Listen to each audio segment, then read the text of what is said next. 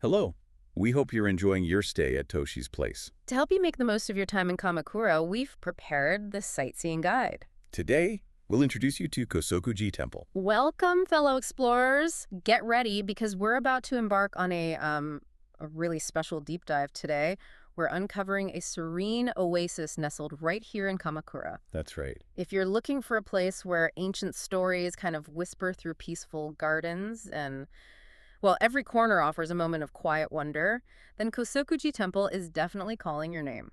It really is. Think of this as your personal shortcut to experiencing a truly unique side of this beautiful city. So, are you ready to uncover its secrets? What's truly remarkable about Kosoku-ji, I think, despite its proximity to popular spots like Hasadera and the Great Buddha, is how it immediately transports you. It feels like a different world. Right, a world away. Exactly. It's this peaceful Buddhist space where layers of history, breathtaking nature, and quiet prayer just beautifully intertwine. Imagine stepping away from the bustling crowds into a calm, contemplative atmosphere.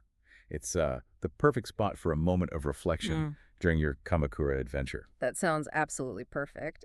And speaking of calm and contemplation, the history of Kosoku-ji is, well, anything but calm, yet it's incredibly profound. It certainly has its drama. Right. This temple, established way back in the late 13th century, was founded by a man named Nichiro. He was a deeply devoted disciple of Nichiren, who was, one of Japan's most influential Buddhist leaders. A key figure. Definitely. But here's where it gets really interesting. The temple grounds. They were actually once the home of Yadoya Mitsunori, and he was a trusted aide to Hojo Tukiori, a powerful regent of the Kamakura shogunate, basically, the military governor of Japan during that whole feudal A period. very important connection. Yeah. In fact, the name Kosoku-ji itself is said to come from Mitsunori's name. And connecting this to the broader historical tapestry, this very spot witnessed a pivotal moment. It's where Nichiren presented his incredibly influential treatise, the Rishoen Kokuran, to Hojo Tokiori. Wow, right here. Right here. This happened back in the mid-13th century. In this significant work, Nichiren passionately argued that the widespread natural disasters and social unrest plaguing the era. Which were pretty bad back then. Oh, yes. He argued they were a direct result of people straying from true Buddhist teachings. He urged a return to faith centered on the Lotus Sutra, foundational Buddhist scripture emphasizing universal enlightenment and compassion. And his warnings. Well, what's astonishing is that his stark warnings about foreign invasions and internal conflict sadly materialized. Think about the Mongol invasions, the strife within the shogunate. It actually happened. It did. This uncanny accuracy really solidified his influence and drew more and more followers to his, well, profound beliefs. It's incredible to imagine such a powerful prophecy unfolding. But the temple's roots also hold a very human, dramatic tale involving Nichiren's disciple, Nichiro. Can you tell us about his ordeal right here on this land? Indeed. It's quite a story. Under government orders, Nichiro actually faced imprisonment. He was confined in a small earthen cell, right there on Mitsunori's property. Oh, wow. Just a cell in the ground. An earthen cell, yes. Imagine the isolation, the uncertainty. It truly highlights the challenging times for those following Nichiren's teachings. Definitely. And the bond between master and disciple was extraordinary. As Nichiren was on his difficult journey into exile on the distant Seto Island, he sent Nichiro this deeply encouraging letter. It's known today as the Doro Gosho. That Doro Gosho. Yes. Yeah. It's really a testament to their unwavering connection amidst adversity, kind of beacon of hope in a dark moment. That deep bond must have been incredibly moving for Mitsunori himself, the owner of the land.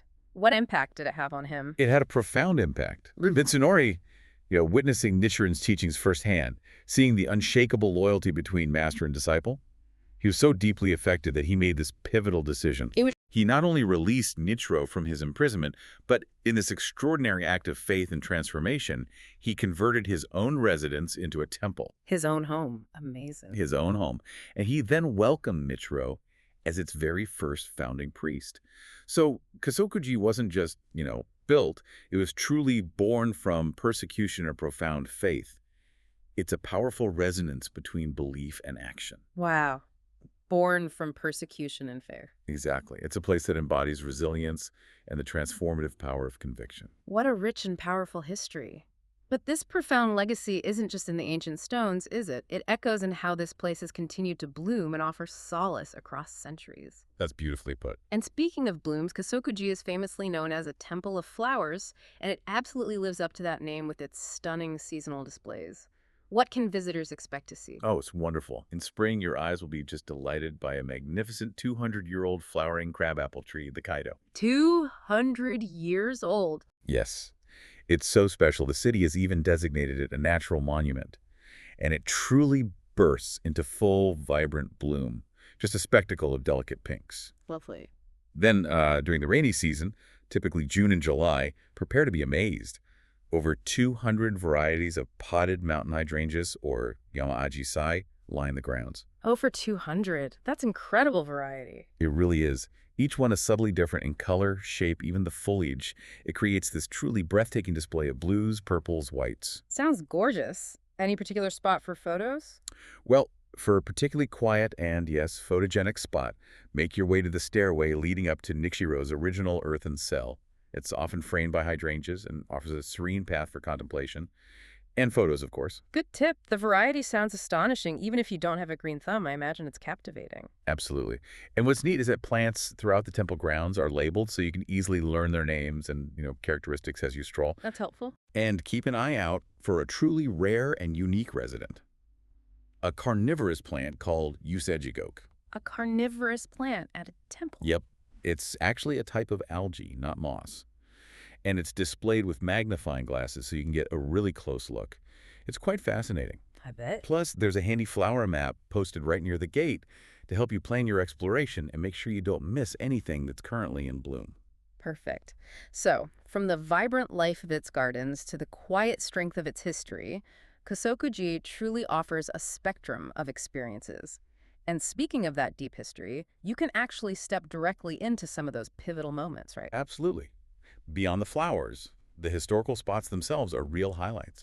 You can actually see the very earthen cell where Nichiro was imprisoned. You can go right up to it. Yes, you can view it. It allows you to almost feel the weight of history. And right next to it stands a monument inscribed with that powerful Doro Gosho letter we discussed earlier. Ah, the letter from Nichiren. Exactly. It gives you a real sense of being present in that moment of resilience.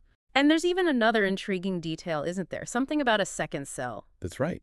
If you venture up the rear mountain path, you'll find a second earthen cell.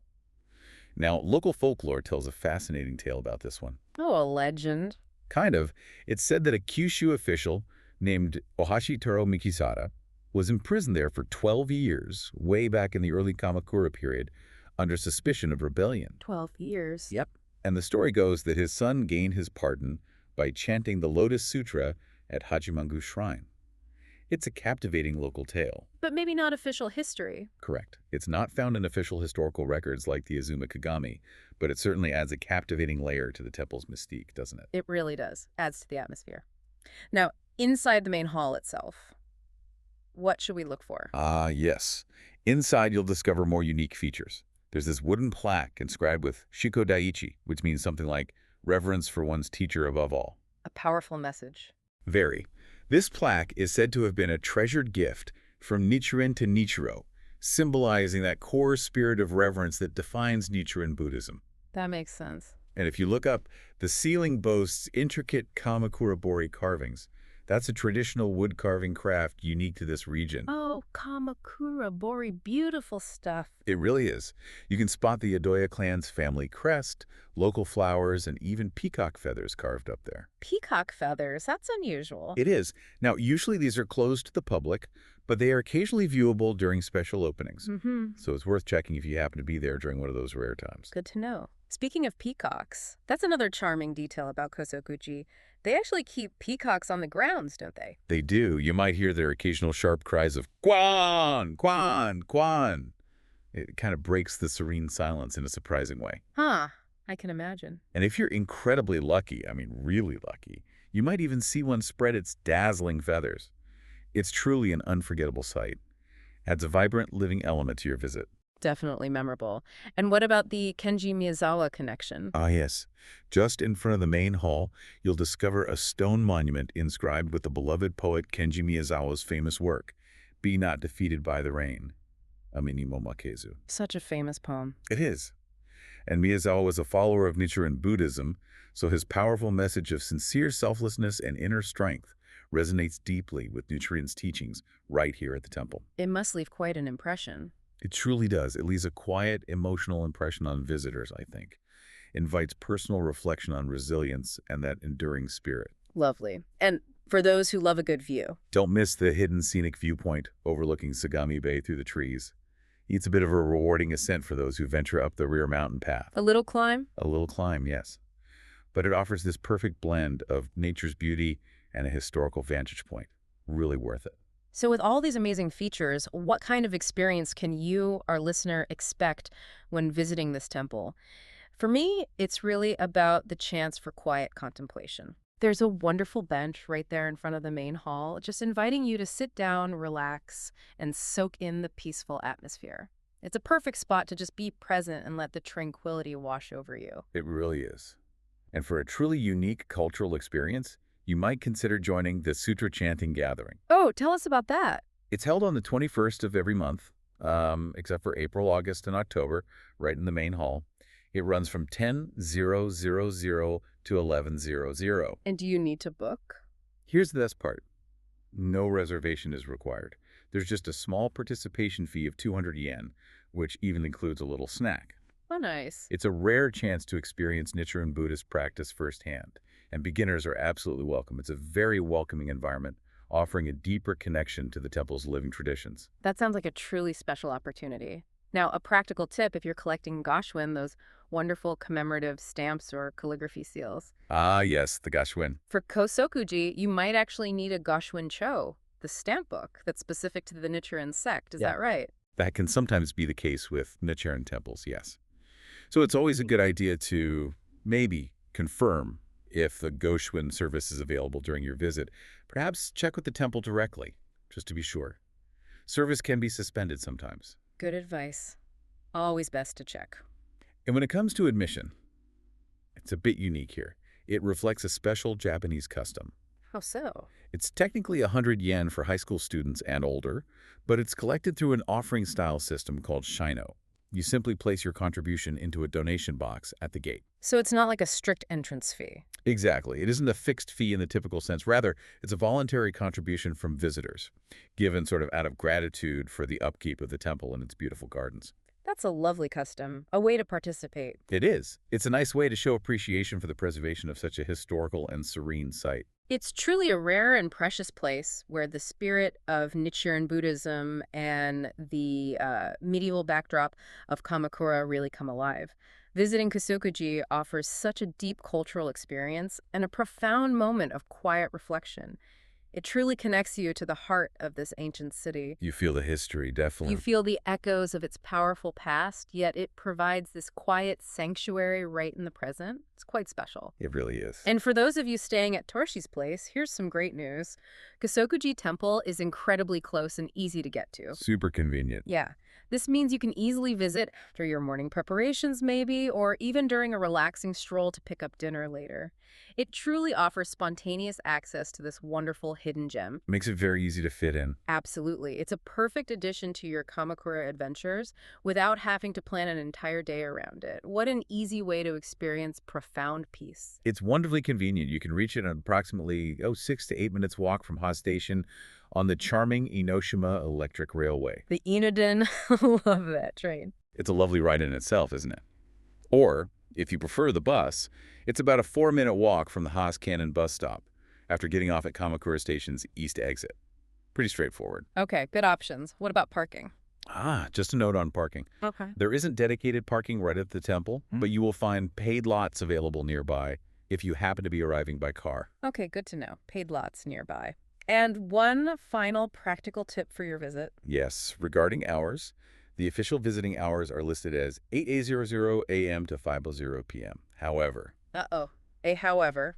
well, some sources mention it might be open from 7:30 a.m. until sunset. So since these times can sometimes vary with the season, or maybe special events, or even just the weather, Right.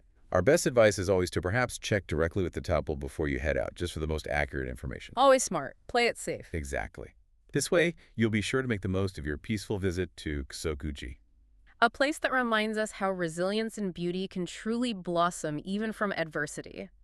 A perfect final thought. What did you think? We hope the rest of your stay at Toshi's place will be filled with wonderful memories.